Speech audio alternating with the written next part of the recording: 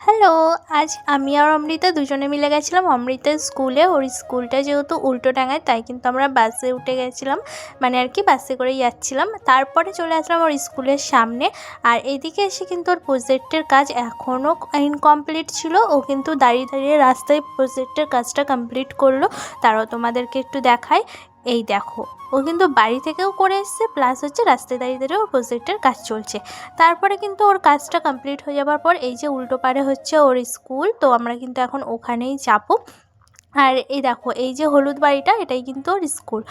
যেহেতু আমরা যখন গেছিলাম তখন টিফিন টাইম ছিল, তাই দেখো কত বাচ্চারা ওখানে খেলাধুলা করছে।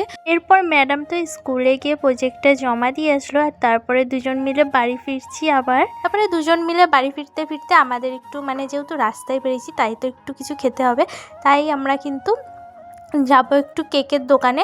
এখানে একটা নিরামিষ কেকের দোকান আছে, এই যে তোজো বেকারি। তো আমরা কিন্তু এখানে দুটো পেস্ট্রি নিয়ে দুজন মিলে এখন খেতে খেতে বাড়ি আসবো। যেহেতু আজকে আমাদের নিরামিষ তাই আমরা এগলেস কেক নিয়েছি।